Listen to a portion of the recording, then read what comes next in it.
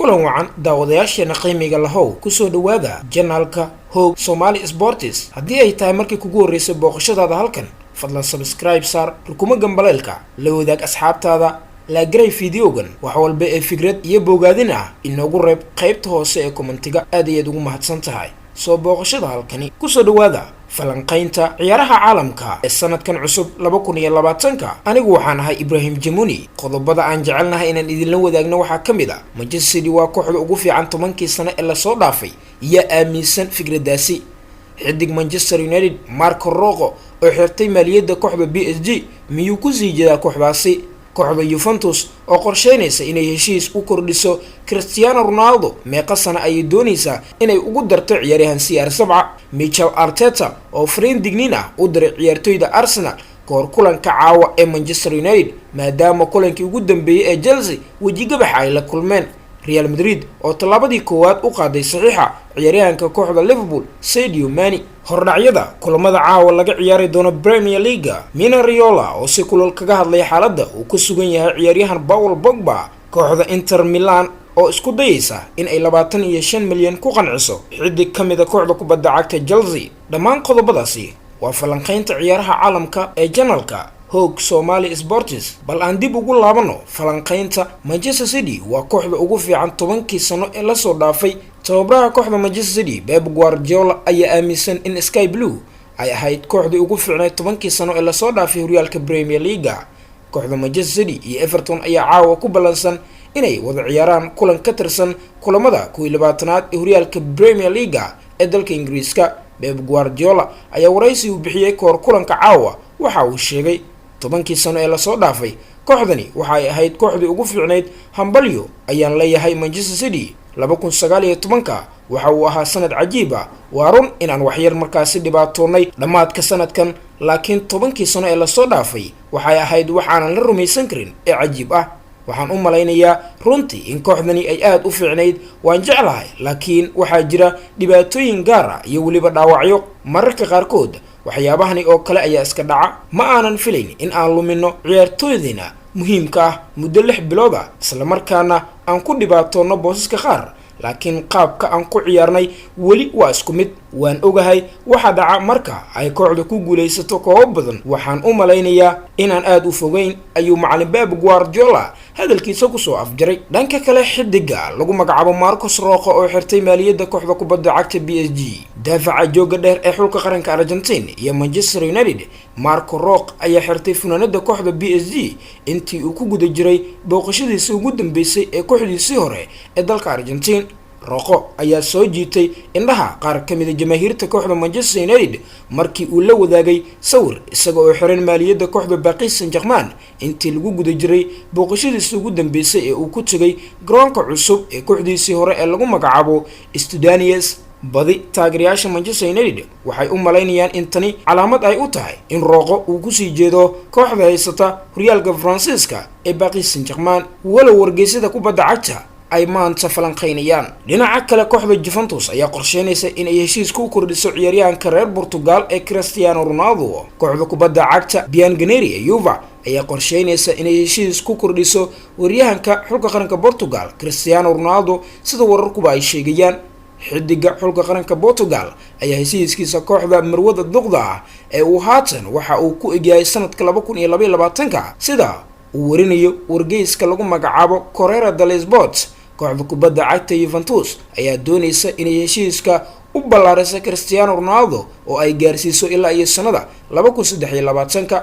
Cristiano Ronaldo heshiiskiisa haatan ee Turin ayaa tixnaan doona ilaa iyo xilli ciyaareedka 2021-2022. xidiga xulka qaranka Portugal ayaa 31 gool ka dhaliyay horyaalka Serie A xilli ciyaareed iyo bar uu kooxdana la joogo. Ronaldo ayaa 38 jirsan doona xilli ciyaareedka 2022-2023 waxaana waqtiga ay Juventus doonayso inay gaarsiiso heshiiskiisa. dhanka kale Mikel Arteta oo fariin digniin ah u diray ciyaartoydiisa kooxda kubadda cagta Arsenal koor kulanka Manchester United. macalinka reer Spain ee kooxda Arsenal Mikel Arteta ayaa fariin digniin ah u diray ciyaartoydiisa koor kulanka ay caawa ku wajahan yihiin dhigooda Manchester United horyaalka Premier League. Ray Devils ayaa caawa ku booqan doonta Gunners garoonkeeda Emirates waqooyiga magaalada London si ay ugu wada ciyaaraan kulan ka tirsan kulamada 12aad ee horyaalka Premier League dalka Ingiriiska. haddaba Mikel Arteta oo weli aan wax guula gaarin labadiisa ciyaar ee ugu horeysay ee uu hogaamiyo Arsenal waxa uu xasuustay goolkii labaad uu ka dhaliyay ciyaaryahan Tammy Abraham kulankii la soo dhaafay ay Chelsea kala kulmeen wajigabaxa. Mikel Arteta ayaana shirkii jaraa'id uu ka soo muuqday kahor kulanka caawa ee Manchester United waxa uu kaga hadlay arrimo dhowr isaga oo soo hadal qaaday goolkii Abraham. goolkii labaad ee naga dhashay waxa uu dhaliyay isbedel, waxaan sameynay qaladaad dhanka daafaca, waxaan qaadanay hal go'aan ee qaldan, taasina marar badan way dhacdaa. waxaan dhici karaa in Manchester United ay nagu ciqaabto. intaasi kadib Mikel Arteta ayaa waxa uu ka hadlay haddii ay guuldaradii London Derby saameyn ku yeelan doonto ciyaarta Arsenal. niyad-jab ahaan waxa uu yiri, tani waa wax aan ka walwalsanahay. hadda waxaan rajaynayaa in natiijada aysan si weyn saameyn ugu yeelan iyaga. waa sida uu hadalka u dhigay Mikel Arteta, wiilkii hore ee kooxda kubadda cagta Arsenal haatan ah tababaraha kooxda kubadda cagta isla Arsenal.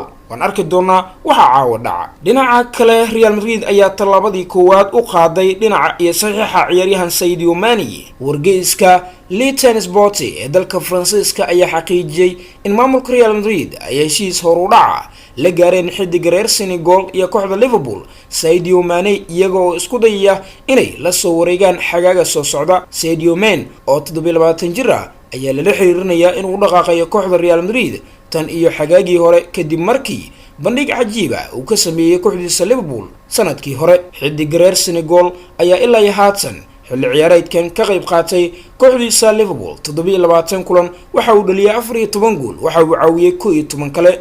wararka ayaa waxay intaasi ku sii darayaan in Real Madrid ay qaaday tallaabadeeda ugu horeysa ay kula soo saxiixanaysa Sadio Mane kadib markii ay xiriir la sameysay wakiiladiisa si ay ugala hadlaan suurtagalnimada ay kula soo saxiixan karaan suuqa ciyaartoyda xagaaga soo aadan. wargeyska Le Temps Sport ayaa waxa uu dhinaca kale hadalkiisa intaa ku daray in Real Madrid ay raadinayso ciyaaryahano cusub oo ay la soo saxiixato, gaar ahaan maadaama xiddiga James Rodriguez iyo waliba Gareth Bale ay ku sii dhawaanayaan inay ka dhaqaaqaan garoonka Santiago Bernabeu. sidaana daraadeed Sadio Mane ayaa loo arkaa in uu yahay musharaxa ugu horeeya ee imaan kara Los Blancos. wargeyskan ayaa waxa uu sidoo kale sheegay in macalinka kooxda Real Madrid macalin Ismail Zidane uu si shakhsi ahaan ula hadlay Sadio Mane, waxa uuna ku wargeliyay in uu si xoogan u doonayo saxiixiisa si uu u xirto maaliyadda cadaanka ee Los Blancos xilli ciyaareedka soo socda. waxaa xusid mudan in qandaraaska Sadio Mane uu ku joogo kooxda kubadda cagta Liverpool garoonkeeda Anfield Road magaalada Merseyside waxa uu dhacaya xagaaga 2023. dhanka kale Mino Raiola oo si kulul uga hadlay xaaladda uu Pogba kaga sugan yahay kooxda Manchester United. Mino Raiola oo ah wakiilka xiddiga reer France ee Paul Pogba ayaa dabka ku shiday kooxda Manchester United isaga oo ku eedeeyay in ay sabab u yihiin hoos u dhaca ku yimid xiddiga uu wakiilka u yahay dhawaanahani. Paul Pogba ayaa la xiriirinayaa inuu ka tagayo kooxda Manchester United suuqii xagaaga ee la soo dhaafay maadaama uu laacib ka sheegay in uu doonayo tijaabinta loolan cusub ee meel kale ah.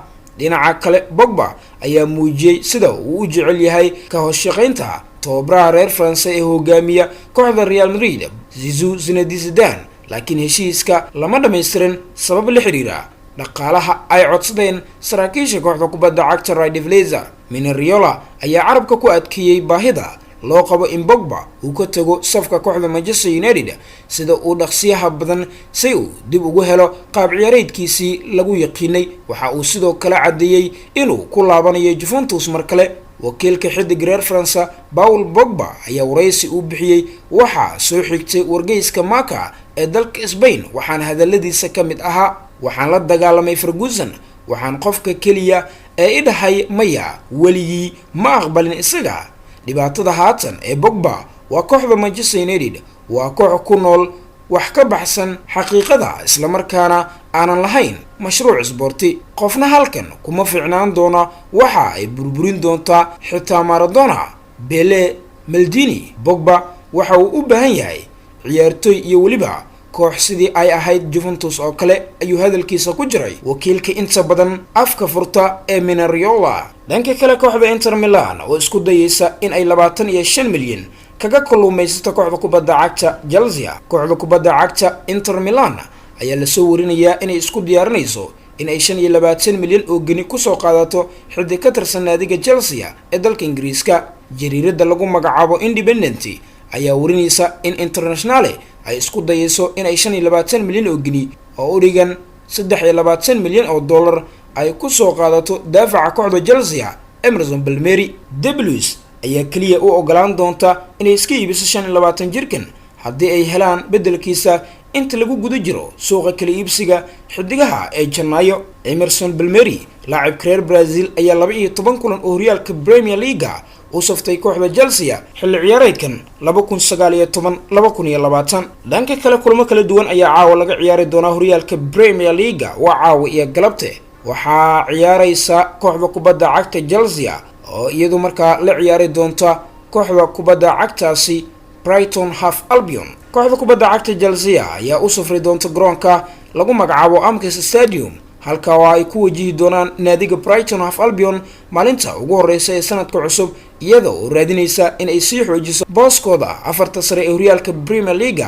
dhinaca kale kooxda lagu magacaabo Salagis ayaa 5 dhibcood u jirta booska looga laabto heerka labaad ee horyaalka Premier League kadib markii ay guul 2-0 ka gaareen Panibus kulankii ugu dambeeyay. tartanku waa English Premier League. saacadda ay bilaabanayso waa 3:30 daqiiqo xilliga Geeska Afrika. garsooraha dhexdhexaadin doono waa Stuart Atwell. garoonka ciyaarta ay ka dhici doonto waa American Express Community Stadium. waan arki doonaa wixii kulankaasi ka soo baxa. sidoo kale waxaa ciyaari doona Manchester City iyo kooxda kubadda cagta Everton. kooxda kubadda cagta Everton ayaa indhaha ku haysa inay sii wadato guulaheeda xiriirka ah ee 100% ka hoos ciyaarayso macallin Carlo Ancelotti marka ay u safrayaan naadiga horyaalka xafidanaysa ee Manchester City maalinta ugu horeysa sanadka cusub 2020. Toffees ayaa garaacday Burnley iyo kooxda kubadda cagta Newcastle United labadoodii kulan ee ugu dambeeyay ee uu waday Carlo Ancelotti, halka Manchester City ay wado guusha dib ugu soo laabatay markii ay 2-0 kaga badisay Sheffield United kulankeedii ugu dambeeyay. horyaalku waa Premier League. saacadda Geeska Afrika ciyaartaasi laga daawan doono waa 8:30 daqiiqo. garsooraha kulanka dhexdhexaadin doona waa Andre Marner. استاديها lagu ciyaari doono waa Etihad Stadium. xaqiiqooyinka labada dhinac hadii aynu fiirno Manchester City ayaa guuleysatay afarteedii kulan ee ugu dambeysay horyaalka Premier League oo ay wajahdo kooxda Everton, marnaba ma aysan guuldareysan 5 kulan oo xiriir ah oo ay la ciyaarto Toffees kulamada sare ee horyaalka. Everton ayaa guul la'aan ah 8 kulan ee ugu dambeysay Premier League oo ay meel ka baxsan garoonkeeda ay kula soo ciyaartay Manchester City 4 barbardhac iyo 4 guul darro. 3 ka mid ah 4tii booqasho ee ugu dambeysay Etihad Stadium ayaa ku dhamaaday barbardhac. macallimiinta labada dhinac ayaa laga yaabaa inay isticmaalaan shax ceenkani ah. kooxda Everton ayaa isticmaali doonta goolhaya Pickford. 4 daafac waa xidigaha Coleman, Mina, Kean, halka qadka dhexe ay ku soo bilaaban doonaan xidigaha lagu magacaabo Sidiab, Delph, Sexton, Digne, halka afka hore ay ciyaari doonaan xidigaha lagu magacaabo Bernard, Richarlison iyo xidiga lagu magacaabo Calvert Lewin. City ayaa ku soo bilaaban doona goolhayaheeda Ederson. daafacyadu waa Zinchenko, Fernandinho, Otamendi, Walker. qadka dhexe waa Gundogan, Rodrigo iyo Kevin De Bruyne. afka hore waa Sterling, Aguero iyo Mahrez. waan arki doonaa xaqiiq walba ee kulankan ku aadan. dhanka kale Arsenal iyo Manchester United oo caawa lafaha iska tumi doona. kooxda kubadda cagta Manchester United ayaa maalinta ugu horeysa sanadka cusub 2020 waxa ay booqanaysaa naadiga Arsenal kulan ka tirsan horyaalka Premier League. kulankii labadani kooxood ku dhexmaray garoonka Old Trafford ayaa ku soo dhamaaday barbardhac 1 gool ah. koox waliba waxa ay doonaysaa in ay kulankan adkaato si ay rajadeedu markaasi afarta sare qayb uga noqoto. horyaalku waa Premier League. maalnimadu waa 4 January sanadka 2020. ciyaartani waxa ay soo gali doontaa 11 habeenimo caawa xilliga Geeska Afrika. Christopher Cafanite oo dalka Ingiriiska ah ayaa kulankan dhexdhexaadin doona. ciyaarta Emirates ayay ka dhici doontaa. bal xaqiiqooyinka kulankan hadii aan 2 ka taabano, kooxda Arsenal ayaa guul darro la'aan ah 3 kulan ee ugu dambeysay Premier League oo ay wajahday Manchester United. waxa ayna ka haysataa 1 guul iyo 2 barbardhac. 4 kulan guul darro la'aan kama ahayn iyaga tan iyo bishii Febraayo ee sanadkii 1999 markaas oo ay ka qaateen 3 guul iyo 1 barbardhac. dhanka Manchester United ayaa khasaare la kulantay 3 kamid ah afarteedii kulan ee ugu dambeeyay Premier League oo ay booqatay Arsenal. kulan kalena guul ay ka soo gaadhay waana in ka badan intii ay ka soo heleen 13 kulan ee uu markaasi ka hor ay tartankan ku booqdeen garoonka Emirates Stadium iyo garoonka lagu magacaabo Highbury, markaasoo ay ka soo qaateen 4 guul 6 barbardhac iyo 3 guul darro. xidigaha caawa loo filan karo in ay ciyaari doonaan waxaa kamid ah haddaan Manchester ku hormara De Gea oo gool haya, afarta daafac waa xidigaha Wan-Bissaka, Lindelof, Maguire iyo Shaw, waxaa ka horeeya Matic iyo Fred, waxaa ka sii horeeya xidigaha James, Pereira, Rashford iyo ciyaaryaha Martial oo lambarka 9aad ciyaari doona. halka isla safceenkaasi oo kale Arsenal ku soo gali doonto Bernardo Leno oo goolka ah, daafacyadu waa Saka, Luis, Mustafi iyo Martinelli, halka ay ka horeeyaan Torreira iyo Xhaka, waxaa ka sii horeeya Aubameyang, Ozil, Nelson iyo ciyaaryahan Lacazette. waan arki doonaa iyana waxa ka soo baxa. daawadayaal guud ahaan waa inaga inta falanqaynta ciyaaraha ee channelka Hog Somali Sport. haddii ay tahay booqashadaada markii kugu horeysay halkan, fadlan subscribe saar rukuma galmbaleelka, la wadaag asxaabtaada wixii faalla ah iyo fikrad ah inoogu reeb qaybta commentiga. tan iyo falanqaynta xigta, nabadgelyo.